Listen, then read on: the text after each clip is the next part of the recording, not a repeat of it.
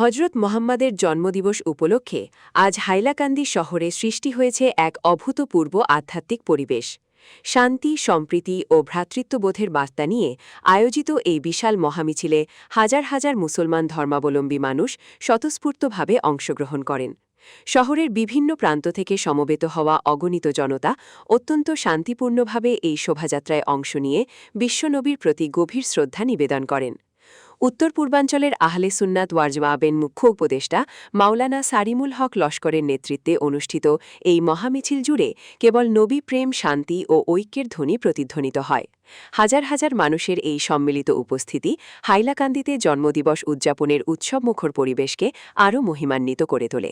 বিশ্বনবী হযরত মুহাম্মদ সাল্লাল্লাহু আলাইহি ওয়াসাল্লামের জন্মদিন উপলক্ষে হাইলাকান্দিতে ঐতিহাসিক র্যালি হয়েছে বা শান্তি দিবস পালিত হচ্ছে, এই বিষয়ে আপনার বার্তাটা কি? আজ বিশ্বনবী হযরত মুহাম্মদ সাল্লাল্লাহু আলাইহি ওয়াসাল্লামের জন্মদিবস। এই দিবসকে ঈদে মিলাদুন নবী হিসাবে সমস্ত পৃথিবীতে পালন করা হয়ে থাকে।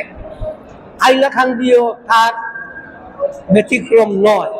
হাইলাকান্দিতে যে শান্তি মিছিল হয়েছে, এই শান্তি মিছিল অভূতপূর্ব এবং সবার আবাল বৃত্ত সবার তার প্রতি একটা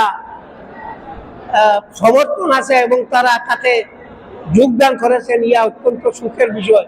মানুষ বুঝেছে যে বিশ্বনবী হযরত মুহাম্মদ সাল্লাল্লাহু আলাইহি ওয়াসাল্লাম দ্বারা শান্তি পৃথিবীতে হবে। এটুকু শুধু আমি বলছি না, অন্যান্য যারা আছে, যেমন আমাদের ভারতবর্ষের এম.কে. গান্ধী, মোহনদাস করমচাঁদ গান্ধী, তিনিও বলেছেন যে বিশ্বনবী হযরত মুহাম্মদ সাল্লাল্লাহু আলাইহি ওয়াসাল্লামের দ্বারা যে শান্তি পৃথিবীতে প্রতিষ্ঠিত হয়েছে তা অভূতপূর্ব। নেপোলিয়ন বোনাপার্টি তিনিও বলেছেন যে বিশ্বনবী হযরত মুহাম্মদ সাল্লাল্লাহু আলাইহি ওয়াসাল্লাম বিশ্বের শান্তির জন্য সর্বদা চেষ্টা করে গিয়েছেন এবং বিশ্ব শান্তি তিনি স্থাপিত করে গিয়েছেন। বিশ্ব শান্তিকে তিনি পৃথিবীর মধ্যে উপস্থাপিত করেছেন এবং আমাদিগকে বলেছেন শান্তি সম্প্রীতিতে সবাই থাকার জন্য।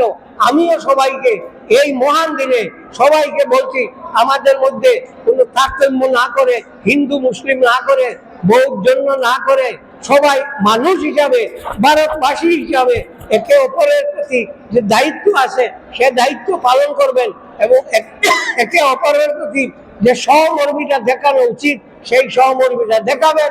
আমি আশা রাখি তাতে করে আমাদের দেশের শান্তি সম্প্রীতি আরো মজবুত হবে এবং সবাই যদি সচেষ্ট হন তাহলে আর কোনো অসুবিধা হবে না।